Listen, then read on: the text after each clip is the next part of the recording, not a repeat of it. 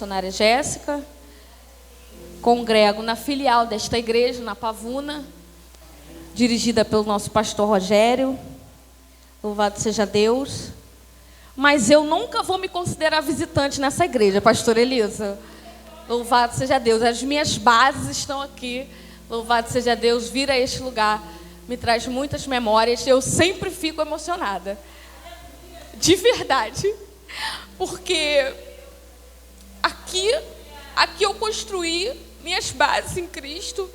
Foi com esses homens, com essas mulheres. Pastor Reginaldo, Cris. Essas pessoas, elas foram muito importantes no meu crescimento espiritual. É muito importante onde você firma as suas raízes. E eu quero prestigiar esses homens, essas mulheres de Deus. Evangelista Wanderson, Flaviane, até a Daiane está ali, gente. Essas pessoas que eu comecei a minha caminhada cristã.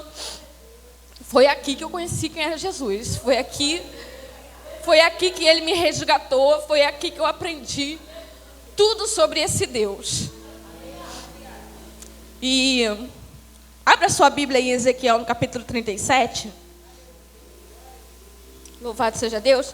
Me acompanham aqui a minha mãe, missionária Flávia, a nossa missionária Neia, nosso irmão Gelso e o meu esposo, pastor Júnior, que já esteve aqui me antecedendo nessa noite. Louvado seja o nome do Senhor. Ezequiel, capítulo 37, nós vamos ler a partir do verso 1. Deus é fiel, amém, igreja? Amém, igreja? 37, verso 1. Veio sobre mim a mão do Senhor, e o Senhor me levou em espírito, e me pôs no meio de um vale que estava cheio de ossos, e me fez andar ao redor deles. E eis que eram muito numerosos sobre a face do vale, e estavam sequíssimos. E me disse: filho do homem, poderão viver estes ossos? E eu disse: Senhor Jeová, tu o sabes. Então me disse: profetiza sobre esses ossos e diz-lhes: ossos secos, ouve a palavra do Senhor. Assim diz o Senhor Jeová a estes ossos: eis que farei entrar em vós o espírito e vivereis, e porei nervos sobre vós, e farei crescer carne sobre vós, e sobre vós estenderei pele, e porei em vós o espírito e vivereis, e sabereis que eu sou o Senhor. Aleluia. A palavra de Deus aqui está se dirigindo ao profeta Ezequiel. E a quem o Senhor está comparando esses ossos sequíssimos? Ao seu povo, ao povo de Israel. Que nada mais era um povo que foi... Você tem que olhar lá para trás na Bíblia. Você vai olhar para Abraão, porque é lá que a história deles vai começar. Quando Deus vai dirigir uma promessa a um homem: olha, eu vou fazer de ti uma grande nação. E veio Abraão, Isaac, Jacó. E esse povo começou a crescer, começou a se gerar a nação Israel. E nós vamos ver lá atrás, lá quando José ainda era governador no Egito. José agora vai morrer. E esse povo agora vai estar ali no Egito, vai se levantar um novo faraó. Esse povo agora, ele vai se tornar escravo naquela terra. A Bíblia vai dizer que esse povo se torna escravo, esse povo clama ao Senhor. Começa a clamar a Deus, o Senhor com o seu bom coração, e o Senhor apaixonado por esse povo. Ele ouve a voz do teu povo, ele levanta um libertador, ele ergue Moisés, ele arranca aquele povo do Egito, coberto de sinais e maravilhas. Arranca aquele povo do Egito e lança aquele povo no deserto. Aquele povo começa a conhecer as maravilhas do Senhor. Porque o deserto não é só o lugar que você sofre, não. O deserto é o lugar onde você vê as maravilhas de Deus. O deserto não é só o lugar que você padece, que você chora, que você geme de dor. É o lugar que você tem falta e você vê o próprio Deus diante de você te sustentando. Eu me lembro de uma ministração do pastor Adalberto nesta igreja, em que ele disse assim, que houve um período da vida dele que ele tinha muita dificuldade financeira. E a pastora Elisa falou assim, eu não vejo a hora da gente sair disso. Ele falou assim, não, tá tão bom aqui, porque eu estou experimentando das maravilhas de Deus. Como pode eu gostar da falta? Não é, eu não gosto da falta, é que eu gosto de ver na hora da falta a provisão do meu Deus chegando. E era exatamente isso que o Senhor ele fazia com aquele povo. Porque você não vai poder ver as provisões de Deus se não faltar nada na tua vida. Como é que Deus vai prover uma coisa que existe, que você não tem falta? E era assim que ele provia no deserto. Era assim que ele se manifestava com glória. É assim que ele mostrava para aquele povo todo o seu amor, toda a sua paixão. Porque o teu amor ele não pode ser declarado em palavras. Eu gosto muito quando meu marido diz que me ama. Eu gosto pra caramba. Mas eu gosto que ele testifique isso em atitudes. Eu gosto que ele me mostre isso em ações. Porque as palavras, o vento vai levar. As atitudes, elas permanecem. E elas me mostram o que tem de verdade dentro do meu e do teu coração. O Senhor, quando ele se declarou para Israel, ele não chegou e falou, olha, como eu amo vocês. Não, ele levantou um líder e disse, eu estou tirando vocês das garras do Egito. Eu estou botando vocês dentro de um deserto para mostrar que eu sou Deus sobre a vida de vocês. E sou capaz de sustentar vocês em um ambiente sem vida.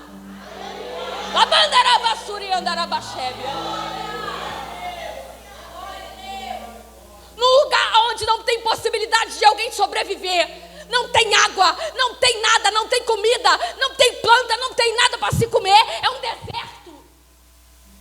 Foi para lá que o Senhor levou o teu povo, porque era ali que ele queria se revelar. E você vai ver Deus declarando o seu amor. Você vai ver Deus naquele deserto, aparecendo naquele monte, no meio dos trovões, com aquela fumaça. E o povo não podia nem chegar perto daquele monte, de tão grande que a presença de Deus se revelava sobre a vida daquelas pessoas. Eles não poderiam chegar perto, eles até tinham medo de tamanha que era a glória de Deus. Deus estava se revelando, estava se amostrando para o seu povo. Estava se declarando, estava revelando o seu caráter, o seu amor. Você vai ver esse povo herdando uma promessa que tinha sido feita lá atrás, lá em Abraão. Eu vou te dar essa terra, Abraão. Eu vou te dar uma nação. Você vai ver esse povo entrando dentro da Canaã que Deus havia prometido. Mas antes que esse povo entrasse nessa Canaã, você vai ver lá no livro de Deuteronômio o Senhor dando as especificações de como é que aquele povo tinha que viver lá dentro. Você vai ver Deus ensinando, olha, é assim que eu quero que vocês vivam. Eu quero que vocês façam isso. Eu não quero que vocês adorem outros deuses. Eu quero que vocês vivam uma vida de devoção a mim. Eu quero que vocês tenham eu em primeiro lugar. Eu quero ser prioridade na vida de vocês. Eu quero que vocês digam aos filhos de vocês o Deus que eu fui para vocês, como eu tirei vocês das garras do Egito. Eu quero que vocês propaguem aos filhos de vocês o Deus que eu sou. Eu quero que vocês tenham conduta.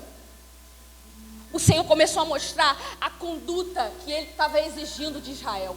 Porque presta atenção, o Senhor ele estava arrancando daquela terra de Canaã um povo pagão, um povo idólatra, um povo que praticava atos sexuais imorais, um povo que vivia totalmente fora dos padrões de Deus. Deus estava implantando juízo sobre os pagãos daquele lugar.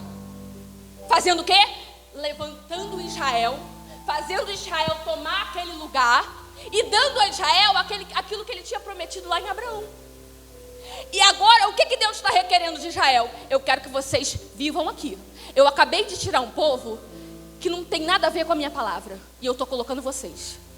E eu quero que vocês vivam segundo a maneira que eu determinei para vocês. Eu vou colocar vocês aqui. E eu quero que vocês vivam da maneira que eu determinei. Só que você vai ver o povo de Israel entrando em Canaã.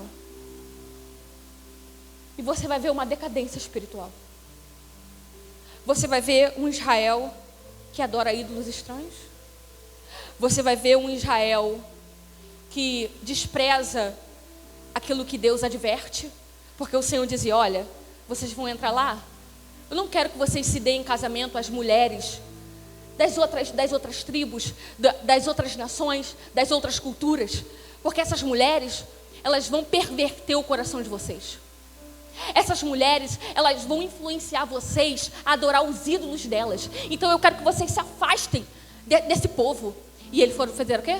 Se casar com as mulheres. E o nosso mal, irmão, é fazer isso aqui, ó. Não, isso aqui não tem nada a ver, não. Isso aqui eu posso ficar aqui, isso aqui não tem nada para mim, pastora. Tá tudo certo eu isso aqui. Mas o Senhor já acabou de me falar, não vai por isso. Porque a palavra de Deus o quê? Há caminhos para o homem que parecem bons. Não tem problema, mas o seu final. Mas o nosso problema é que a gente quer ir pelo desejo do nosso coração. Quando a Bíblia vai dizer que eu não posso confiar nele porque ele me engana. E o povo de Israel agora vai ficar ali, vivendo uma vida fora. Se você for ler a história, era um povo que era sempre inconstante, nunca conseguia se manter uma vida espiritual equilibrada. Hoje eles estavam bem, adoravam a Deus, entregavam ofertas. Amanhã eles entregavam os seus filhos para morrer pelos ídolos. Hoje eles estavam cantando e adorando o nome do Senhor. Amanhã eles estavam dando as costas para Deus. O Senhor sempre tinha que estar atraindo Israel com alguma dor. O Senhor sempre tinha que estar chamando a atenção de Israel com algum sofrimento. Aí ele levantava um exército, ia lá, assolava Israel. Aí o povo via a assolação, se voltava para Deus. Ai, Senhor, tem misericórdia. Aí o Senhor via o arrependimento, aí o Senhor vinha com refrigério. E sempre ficava nessa situação de inconstância. De inconstância. De inconstância. Porque o povo de Israel tinha dificuldade de ser fiel a Deus. Tinha dificuldade de firmar os seus pés na presença do Senhor. Tinha dificuldade de ser leal ao Senhor. E esse é o nosso maior prejuízo.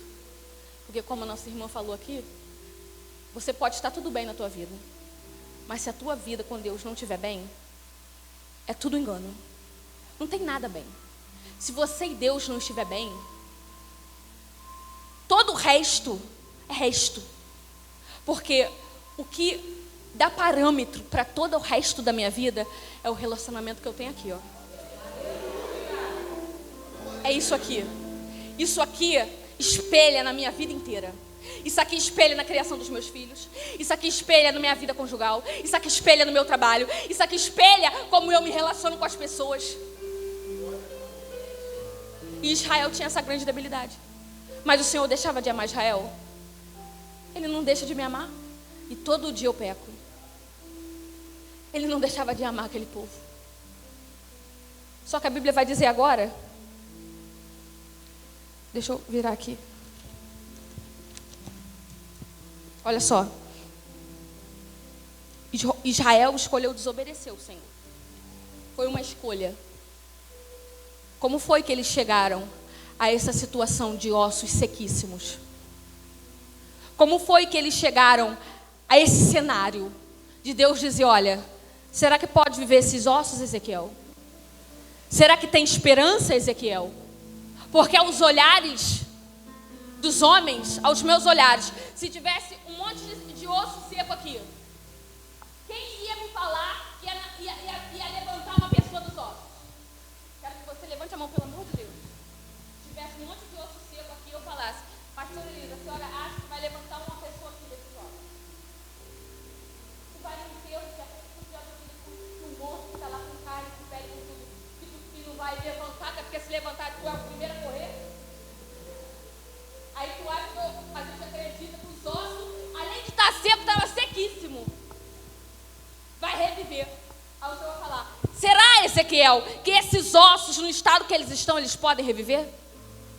Assim era o povo de Israel que o Senhor estava comparando. Mas o que levou eles àquele lugar? Suas próprias escolhas. É isso que dói mais na gente. Eu não estou dizendo e generalizando que toda a sequidão que a gente vive na nossa vida é nossa culpa direta. Porque tem coisa que acontece, são traumas, são palavras, é tanta coisa que vem para secar a gente. Mas a maioria dos vales de sequidão que a gente passa, somos nós mesmos que nos levamos até lá. São as nossas escolhas, as nossas más escolhas, direcionadas pelo mau desejo do nosso coração, nos levam a nos tornarmos ossos sequíssimos.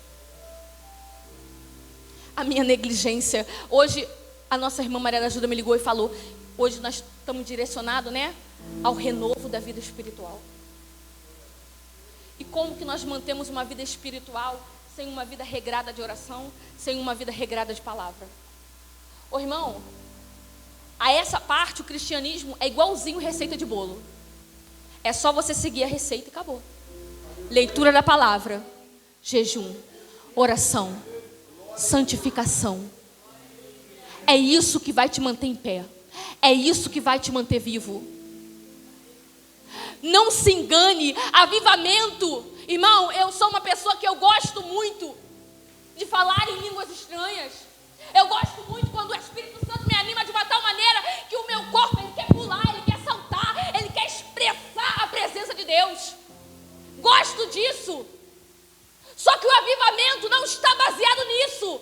Vida com Deus não está baseada em revelação. Vida com Deus não está baseada no entusiasmo que às vezes você encontra no culto.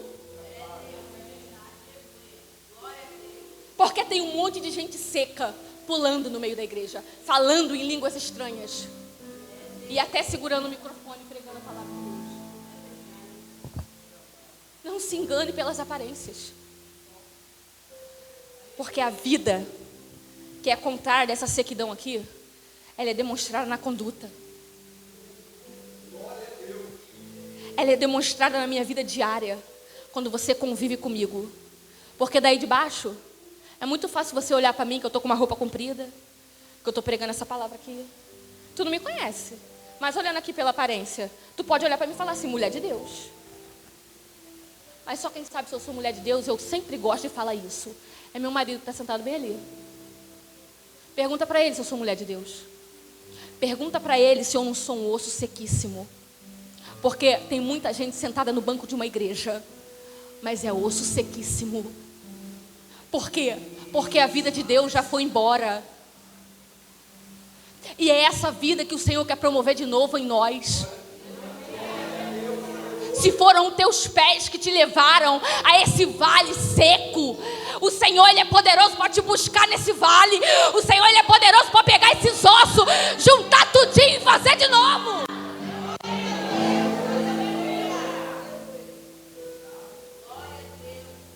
Deus sabia o porquê que Israel estava dessa forma. Deus sabia que eles mesmos, com as suas decisões, se introduziram no vale dos ossos secos. Porque o Senhor implementou juízo sobre Israel. Diversas vezes o Senhor avisou através dos profetas: conserta, se conserta, se conserta, se conserta. Mas o Senhor não viu arrependimento em Israel. E aí o Senhor levantou uma Babilônia. E do mesmo jeito que outrora eles tiraram o povo pagão da Canaã, Babilônia veio e tirou eles também, impletando o juízo de Deus. Porque o Senhor levou eles para lá para viver uma vida em santidade. E não foi isso que eles fizeram. E aí o Senhor levantou Babilônia, espalhou o povo de Israel, levou cativo o povo de Israel, destruiu Jerusalém, acabou com o templo do Senhor, arruinou tudo. O inimigo veio e acabou com tudo. E aí Israel se encontrou nesse cenário desesperançoso. Aquela situação que tu olha para a tua vida e fala assim, ó, acabou. Não tem mais expectativa, acabou tudo. Só que quando Deus, não importa o que te levou para o vale, Mas quando Deus, Ele vê um arrependimento dentro do meu e do teu coração, Ele se disponibiliza na hora de te levantar da onde você estiver. Porque quem aponta pecado é a gente, irmão. Sou eu que olho assim, fulano não merece não. Cai toda hora, pastor Elisa. Vou te falar, fulano cai toda hora. Mesma coisa sempre. Quem faz isso é eu e você. Jesus não. Jesus, quando Ele olha para o coração do homem, e Ele vê verdade, e Ele vê reconhecimento, Senhor, eu pequei, como Ele viu em Davi. Pequei contra Ti, Senhor, mas não afasta de mim o Teu Espírito Santo. Pequei, Senhor, errei, Senhor. A culpa não é de ninguém não, Senhor, a culpa é minha. A culpa é minha. Eu escolhi transgredir a Tua lei. Eu sabia do que eu não podia fazer, e eu também sabia do que eu tinha que fazer, mas eu não fiz. Me tornei um vale de ossos secos. Estou morto. Estou sem Tua glória. Estou longe da Tua presença. Quando Deus vê isso, Ele não te pergunta: o que é que te trouxe até aqui? Está fazendo o que aqui nesse vale? Ele já sabe de onde que tu veio. Mas Ele está lá para dizer: estou aqui para te levantar.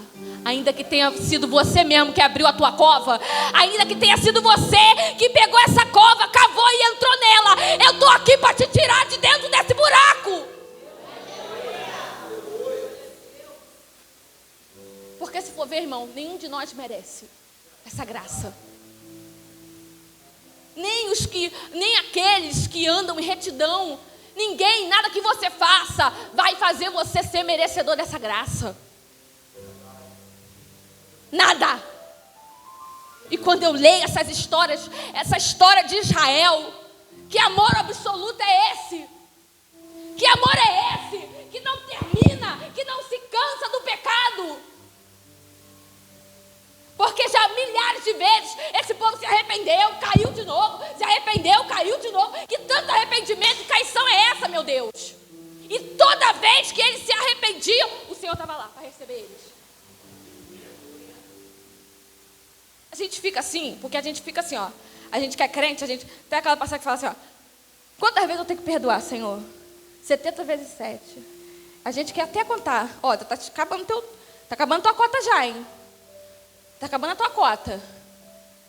Porque a gente é aquela coisa, ó, eu sou crente, mas eu não sou bobo. Pô, toda hora a mesma coisa? O Senhor não é assim. Toda vez que Ele vê arrependimento no meu coração, Ele vai se disponibilizar para me restaurar. Para erguer os danos que o pecado destruiu na minha vida. Olha para trás. Olha para a tua vida. Porque quando eu olho para a minha, quem aqui não foi um osso seco? Ou ainda é até hoje? Porque eu já fui um osso sequíssimo. E você olha para a tua vida, você sabe, Senhor, fui eu que cheguei até aqui. E eu não estou falando que você precisa sair da igreja para fazer isso não. Irmão, a gente vira osso seco sentado no banco de uma igreja muitas vezes. A gente vira osso seco, muitas vezes, sentado, alguém pregando a palavra, mas ela não entra, ela não penetra na tua alma. E se a palavra, você não permitir que ela entre, irmão, vai adiantar o quê, irmão? O que vai adiantar? Eu olho para trás, digo, Senhor, quando eu venho nesse lugar aqui, eu me recordo de como seco eu fui. Minha mãe estava lembrando, a gente estava vindo aqui por esse lugar aqui. Ela dizia, era aqui que a Jéssica pulava a janela para ir para o baile. Era aqui que a Jéssica fugia. E eu vou andando nessas ruas desse bairro. E eu vou me lembrando do meu período de sequidão. E eu penso como eu não merecia que Ele me resgatasse. Porque eu conhecia a palavra dEle. Porque eu já estive muitos anos sentada num banco de uma igreja, ouvindo falar que Jesus cura, salva e liberta, e que eu preciso andar nos caminhos dEle. Só que o nosso problema é ignorar. a voz do Senhor. E é isso que causa muito dos vales que nós sofremos. Quando a gente ignora, quando a gente rejeita a palavra do Senhor. Quando a gente ignora o sacrifício da cruz. Porque a gente pensa que ignorar o sacrifício da cruz é verbalizar. Eu não quero ser crente não. Eu não acredito em Jesus. Não, irmão, a partir do momento que eu não obedeço a Cristo e que eu não ponho os padrões dele na minha vida, eu já estou rejeitando a cruz. Eu já estou invalidando ela na minha vida. Eu já estou dizendo para Jesus: Senhor, muito obrigado, mas eu não quero o teu favor, eu não quero o teu sacrifício. Eu quero viver a minha maneira. Quero viver do meu jeito. E nessa noite eu vim aqui para te dizer, irmão, eu não sei o que ocasionou o teu vale. Hoje nós estamos falando de vida espiritual. E na maioria das vezes, nós somos os causadores da nossa queda espiritual. Porque o diabo, ele usa as pessoas. O diabo, ele fala no teu ouvido o que você deve fazer, ele te sugere, mas ele nunca te amarrou e te obrigou a fazer o que você fez e o que eu fiz.